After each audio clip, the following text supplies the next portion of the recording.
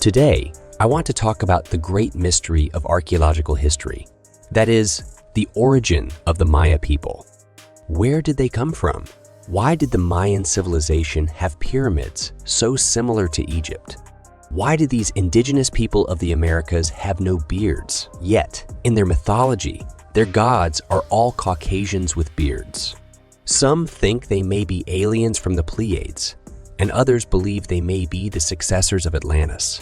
Zecharia Sitchin, the author of the Earth Chronicles, believes that the entire humans were created by the Sumerian gods, the Anunnaki from Nibiru.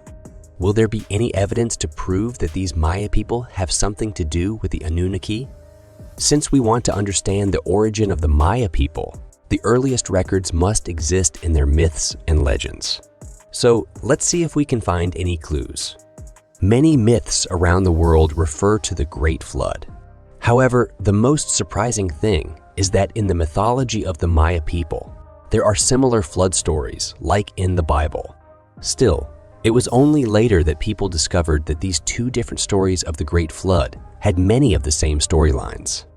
In the previous episodes, we learned that humans had experienced 5 sun ages in the legend of the Maya people. Before today's human civilization, 4 civilizations were destroyed by the jaguar, the powerful hurricane, the overwhelming fire rain, and the terrible flood.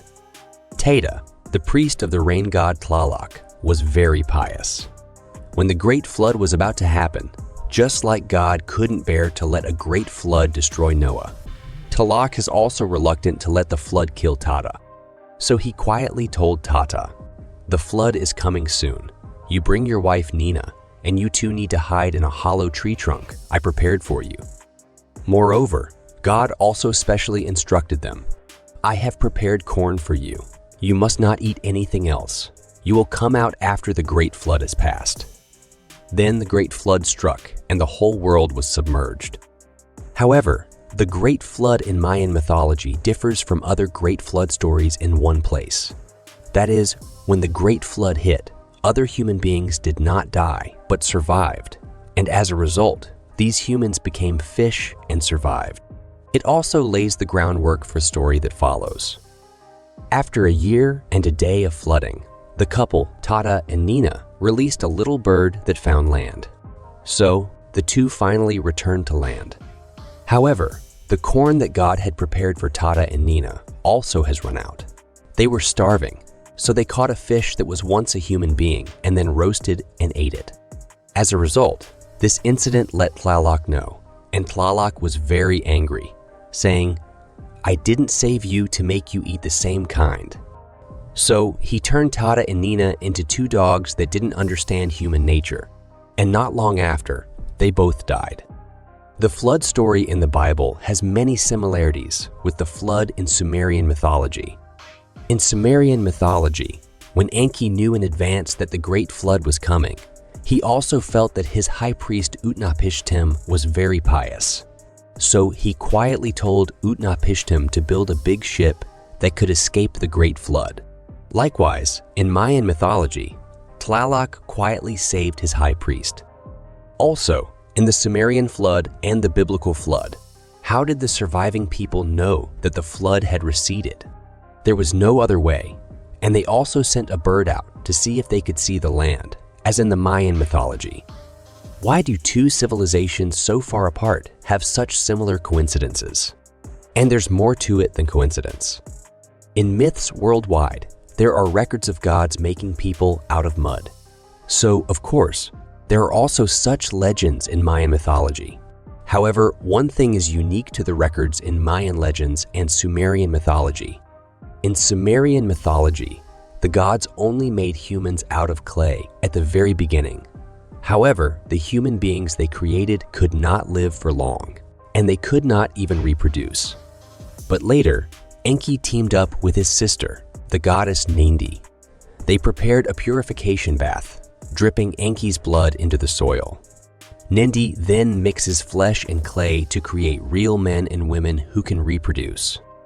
In Mayan mythology, the last human pair, Tata and Nina, also died after the Great Flood. The gods sighed and said, "What's the point of a world with no one to serve and no one to worship?" So the feathered serpent Quetzalcoatl went down to the underworld and stole the bones of Tata and Nina. However, he accidentally broke their bones into pieces. So feathered serpent took blood from his male reproductive organs. Next, a serpent goddess mixes human bones with the blood of the feathered serpent in a foam-filled container. Thus, in the 5th Sun Age, the human beings we are now in were created. As it happens, the ancient Maya people also recorded what their gods looked like.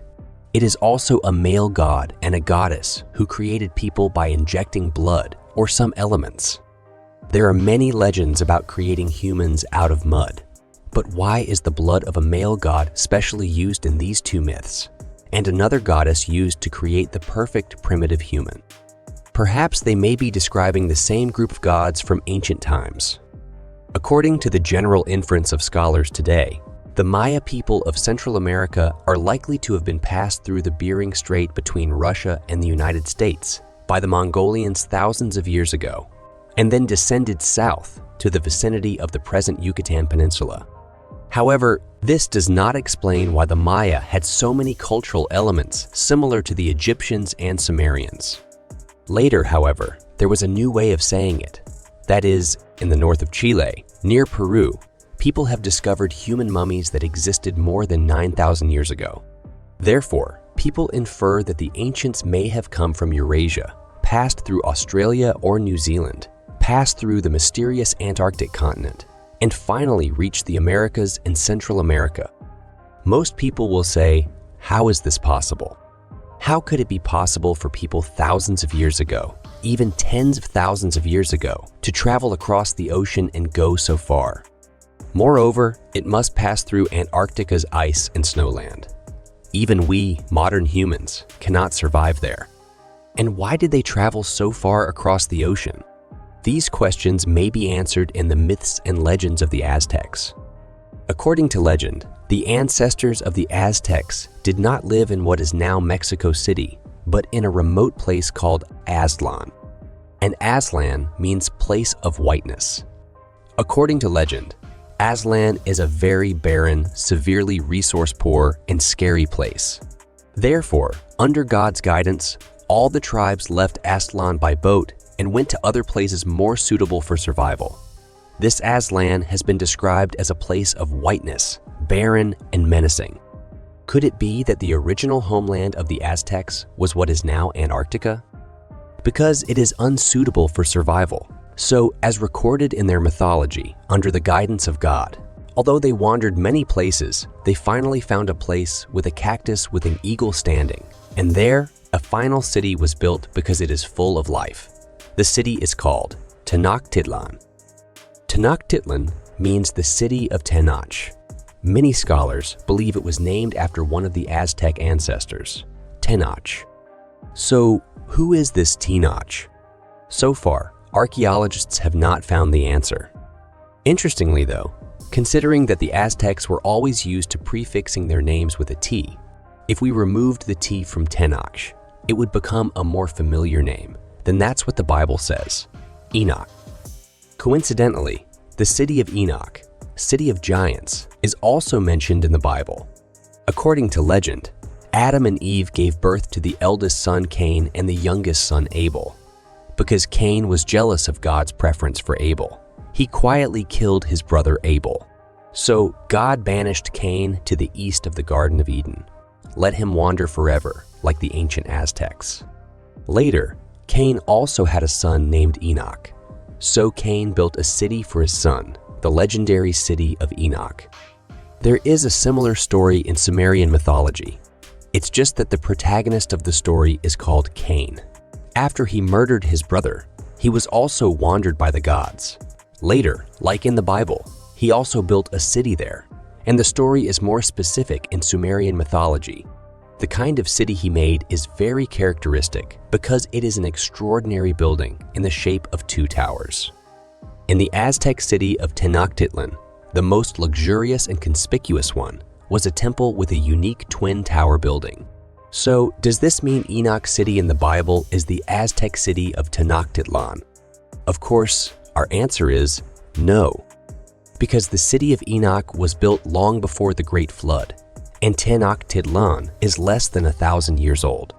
Therefore, we believe that it is very likely that the Aztecs are the continuation of the civilization of the Cain family.